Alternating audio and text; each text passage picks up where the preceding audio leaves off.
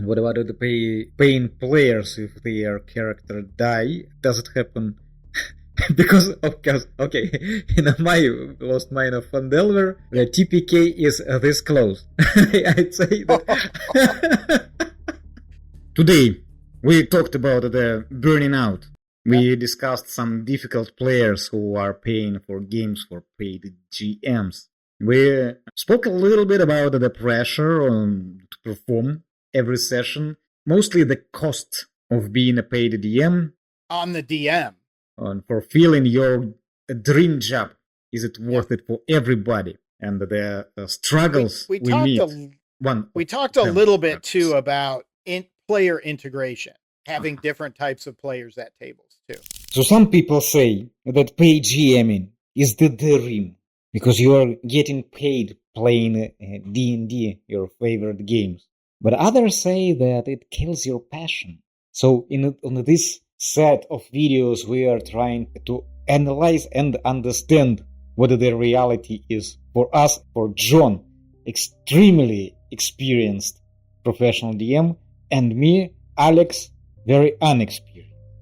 And today we will discuss, I would also like to lean towards the cost of paid DMing. Things like burning out, for example. Maybe difficult players.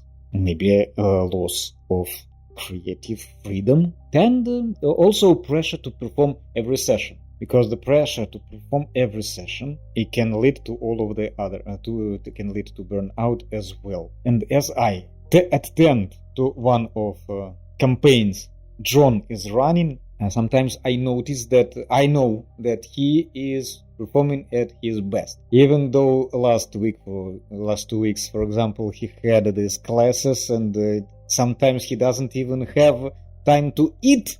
So he has to do it right in the beginning of the session, and I can clearly see that the guy is crunching. It happens. How does it feel? Do you feel burning out from time to time? I don't feel like I'm burning out. I enjoy every game I play every week. It can be problematic because you don't really want to cancel a session, especially in weekly games. Ever. I just don't want to do it. But everybody else in the world that works normal jobs gets 2, 3, 4 weeks of vacation a year. But the DM is expected to perform every single week, no matter what. So if the family does go on vacation, I've got to bring the equipment with me to run that game while they're at the beach or whatever they're doing. Or you have to tell everybody, all right, next week, I'm on vacation, so we're going to be off next week and we'll pick it up in 2 weeks or whatever. So you have to walk that fine line. And if you have a lot of games, that's a lot of stuff that you have to cancel in a week. That's a lot of disappointed people. And that's a lot. People just, they don't handle disappointment very well. I've even had a sub fill in for me for a week and I've had people drop because of it. Maybe some came back later, maybe some didn't, but people are very unforgiving about missing their sessions.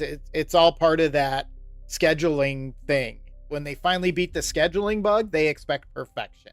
They don't want you to miss any session at all. Nope. This could potentially lead to burning out, so for anybody who is considering the profession, take it into consideration. Yeah, I've been in the hospital myself. I've had a relative die, and I had a heck of a time with people not wanting to postpone sessions. It's like, sorry, gotta go to the funeral. I can't do that session that day. But there's not a lot of understanding for that. It's like, nope, you show up and you dance monkey. Dance monkey. And this is where we come to the performance pressure. Do you feel like you have to perform more like a dancing monkey? I don't. I want to perform. I want to give them the best possible game. I want their character to feel so in tune with the game, so engaged, essential. Like every single character is essential to this game. And I want them to feel that way. Yeah, but do you think that there are some sessions better and some sessions just don't click at all? I have one specific group that there not a lot of role players in the group. So whenever we're in a role play situation, like one or two of them will jump to the forefront and will take over the game because they're the ones who want to role play and who are really good at it. And the rest of them will just kind of sit back and just do nothing. So as a DM, I've got to find a way to bring them into the game by asking them questions and just helping them to feel like they're still participating, even if they don't want to go like full role play. A couple of them over the course, that one game that I'm talking about is we're in like 18 months into the campaign. So some of them who started out really quiet are really starting to open up. And then there are a couple that are still super quiet, but you just got to learn your group and what their tolerance level is, keep them engaged without losing them. Do you think that you gather tables of like-minded people? I mean, in one group, do you have a min-maxer and a role player, or you try to combine them to each other? I think they're pretty versatile. The group you play in are almost all DMs. I think they're all DMs. They all run their own games. Holy so shit. They all just wanted a chance to play. And just not have to be and not have to be the DM. So I think they're all different. I think they understand the game to the point where none of them wants to min-max. I've got one game where everybody's really role players and I have one min-maxer in there, and it doesn't disrupt the game. They just do their thing and they don't get involved in the role play very much, but as soon as the fight starts, it's his time. Rein them in on the time, though, because they want to spend 15 minutes on every turn. This is going to be a very pain in the ass for me, by the way, because I lean towards this special style. As far as I get the feedback, people say that they are different. So it is more leaning towards heavy role-playing and mystery focusing. So I don't know that if I could even have min-maxer or tactical player, and he is going to have hard times trying to play. We come to difficult players in our games. In one of our horror stories video about the worst types of players, and your community voted, and grand majority of them voted for major character syndrome. Kind of main guys. Characters. Do you have those and how do you handle them in game? With main characters, you just have to have good control of the pacing. You have to give them a time limit for their turn. You have to ask other people for their opinion directly, not to necessarily bypass or shut down the main character, but to give other people their spotlight, right? So you have to initiative order? Sometimes, but I also want the bad guys, whoever they're interacting with, to also have some space to do things in between. I don't want a 20-minute monologue and all the bad guys are just standing there with their hands on their hips. That's silly. 20 that wouldn't happen. Monologue. Are we talking about some serious shit? Or you are exaggerating? What about No, it can happen if you let it. And what do you say? For example, a guy who is going to have this full-on monologue exposing the whole his character or his main character. I'll just have one of the bad guys or whoever they're having an encounter with interrupt them. I'm not going to stand there for 20 minutes and listen to you monologuing. I'm going to hit you with my hammer. You will gonna hit him with your hammer. But what if it is not the bad guy, but it is an NPC? They might just lose interest and walk away. If it is a kind of interrogation. Yeah, that might be a little different. If it's an interrogation, you can... okay. Yeah. But for example, in my game, yesterday, there was a guy who wanted to 3 awesome role players. But 2 of them are on the same page, and the third one is, he feels a little bit outside, even though they try their best to include him in their team. He is kind of off sometimes. So while they were talking with NPC, he went to another NPC in the tavern, just to another table. While he was doing that, they stopped talking to a blacksmith and turned it to each other and started in characters talking to each other. Well, it all was happening. He was talking to that NPC. We role-played this part. They were talking between each other. The blacksmith went out, and after the blacksmith went out, he got mad. Why did he went out? I wanted to talk to him further. We told him, like, dude, you agreed.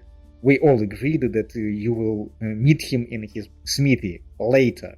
It was the whole thing. Yeah. And he was very hesitant about that. Wanted to retcon.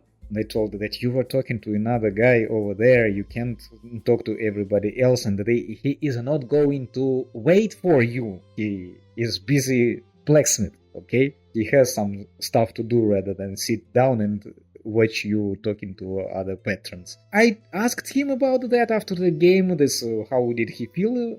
Did he feel rushed? And he raised some concerns. What would you do? Do you understand what I describe in the situation? Yeah, no, I understand that completely.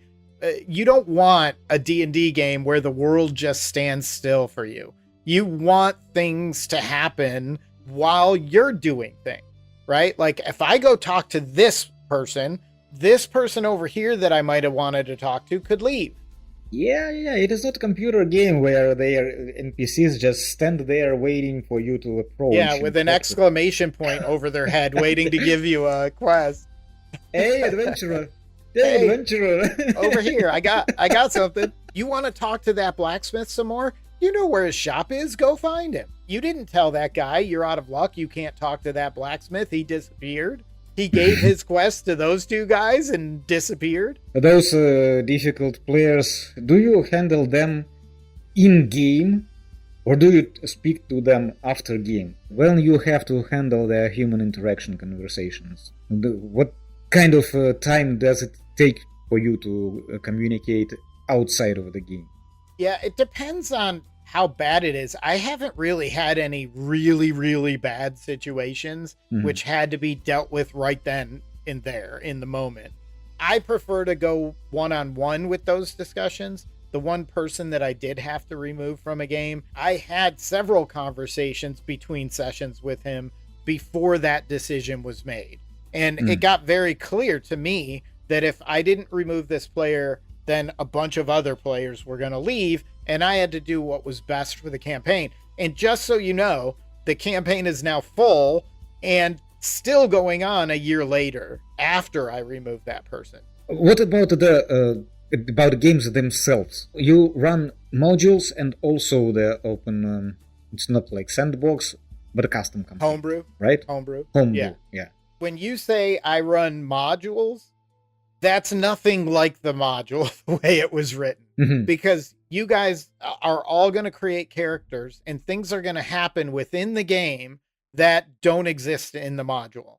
Your game that you play in with me on Thursdays, that whole thing with the 4 escapees going their own way and then you find them later and rescue them and they're mad at you so they leave. None of that happens in the module. Okay, so it is heavily homebrewed still. My Wednesday night Tyranny of Dragons campaign. Last week, they raided this place and they searched it and they found some stuff. They took it. So over the course of since last Wednesday, I've been working out, all right, what exactly is in all of these documents that they found and how does it affect the campaign going forward? What does it change? And so I figure all of that out. I write it up. And if they do this, this happens. If they do this, this happens. And if they do something I don't expect, I'm going to figure it out in the moment.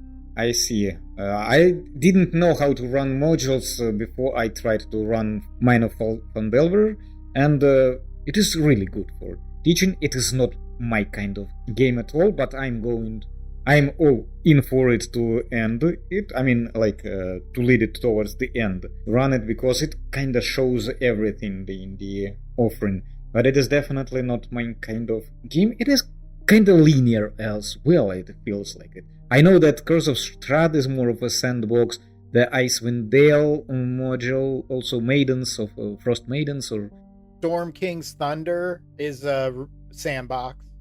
Storm King Thunder, yeah, with the 10 towns.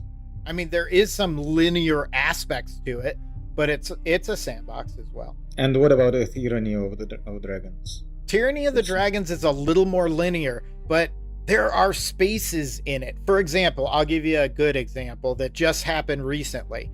They travel up the Sword Coast. When they get to Waterdeep, in the module, the whole thing in Waterdeep is like a paragraph or two in the module, and they were there for 5 sessions.